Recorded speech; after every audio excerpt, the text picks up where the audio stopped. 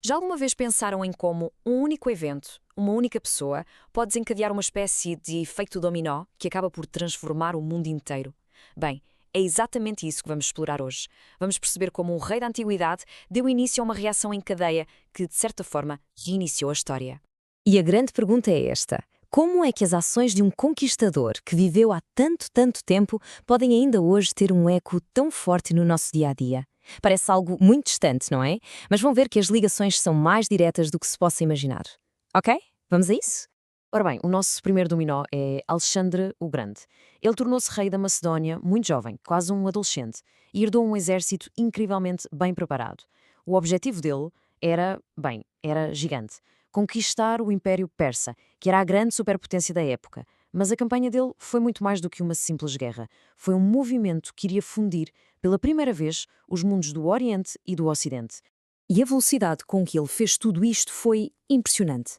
Em pouco mais de uma década, ele marchou pela atual Turquia, conquistou o Egito e, em batalhas decisivas como as de Iso e Gaugamela, mostrou um gênio tático, ou seja, uma capacidade incrível de planear e vencer, que simplesmente desmantelou o Império Persa. O mundo antigo nunca tinha visto nada assim. Para termos uma noção da escala, o novo Império de Alexandre estendia-se por mais de 3.000 milhas, o que dá quase 5.000 quilómetros. Era um território imenso, que ia da Grécia até à Índia. E esta vastidão não era apenas uma conquista militar, era, na verdade, o palco para uma autêntica revolução cultural. E isto leva-nos direitinhos ao segundo dominó. As conquistas de Alexandre fizeram muito mais do que alterar mapas. Elas, basicamente, deitaram abaixo as barreiras culturais que existiam há séculos, criando um espaço interligado gigante. Pela primeira vez, pessoas de dezenas de culturas diferentes viviam debaixo do mesmo poder político. O resultado desta grande mistura foi algo completamente novo: a cultura helenística. A palavra-chave aqui é mesmo fusão. Não foi a cultura grega a apagar as outras. Pelo contrário, foi uma mistura com as tradições locais do Egito, da Pérsia, da Babilónia. A ideia de um remix cultural assenta que nem uma luva. Pegar em elementos que já existem e criar algo original. E é nos exemplos práticos que isto se torna fascinante. De repente, a língua grega, numa versão mais simples, chamada koiné, tornou-se a língua franca para o comércio e a administração, um pouco como o inglês é hoje. Começaram a aparecer deuses como Serapis, que era uma fusão do Zeus grego com o Osíris egípcio, e vimos ginásios e teatros gregos a serem construídos em cidades no coração da Ásia. E o epicentro de tudo isto foi uma cidade: Alexandria, no Egito. Fundada pelo próprio Alexandre, foi planeada para ser grandiosa, com ruas largas, um porto incrível, e rapidamente se tornou o maior centro de comércio e conhecimento do mundo. Era, sem dúvida, o coração a bater desta nova era global.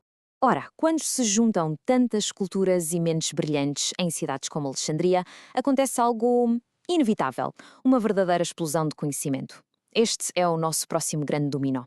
O apoio dos novos reis e esta mistura de saberes gregos, egípcios e babilônicos criaram o ambiente perfeito para a ciência florescer como nunca. No centro desta explosão estava a lendária Biblioteca de Alexandria.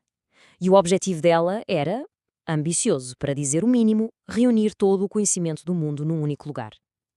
Com cerca de 500 mil de rolos de papiro, era, de facto, a internet do mundo antigo, o maior arquivo de informação que alguma vez tinha existido.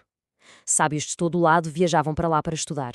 E os resultados foram espetaculares. Foi aqui que um matemático chamado Euclides escreveu os Elementos, o livro de geometria que foi usado nas escolas durante mais de 2000 anos. Foi aqui que Arquimedes fez descobertas cruciais em física. E, o mais incrível de tudo, foi aqui que Eratóstenes, usando apenas a sombra de uma vara em matemática, calculou o tamanho da Terra com uma precisão espantosa. A famosa história de Arquimedes a sair do banho, a gritar Eureka, que significa encontrei, capta na perfeição o espírito daquela época. Era um tempo de otimismo, de uma curiosidade sem limites e da pura alegria de descobrir como o universo funciona. Mas claro, as mudanças não foram só na ciência. O mundo tinha se tornado maior, mais movimentado e, para muitas pessoas, bem mais complicado. As velhas certezas, ligadas à pequena cidade-estado grega onde toda a gente se conhecia, tinham desaparecido. As pessoas precisavam de novas formas de pensar sobre a vida e sobre o seu lugar neste mundo novo e imenso. E foi assim que surgiram novas filosofias que funcionavam quase como guias práticos para a vida. O estoicismo, por exemplo, ensinava a aceitar com coragem aquilo que não se pode mudar. Por outro lado, o epicurismo defendia que o objetivo era atingir a paz de espírito, evitando a dor e procurando prazeres simples, como uma boa conversa com amigos. Eram filosofias para o indivíduo num mundo global. Esta mudança na forma de ver o mundo refletiu-se também e muito na arte. A arte grega anterior, a que chamamos clássica, procurava um ideal de perfeição. As estátuas eram calmas, equilibradas, representavam deuses e atletas perfeitos, quase sem mostrar emoção. E de repente, temos isto. A arte helenística era pura emoção, puro drama. Os artistas agora queriam mostrar a vida tal como ela é, com sofrimento, com alegria, com velhice, com movimento. Esculturas como a do Laocoonte mostram a dor de uma forma que ainda hoje nos choca pela sua realidade. Era a arte explorar o que significa ser humano, com tudo o que isso tem de bom e de mau. Então, chegámos ao ponto crucial. Este mundo que Alexandre criou simplesmente acabou? Não de todo. Os seus efeitos continuaram a propagar-se. O Império Romano, que veio a seguir, foi o grande herdeiro deste mundo helenístico. E foi através de Roma que muitos destes dominós chegaram até aos nossos dias.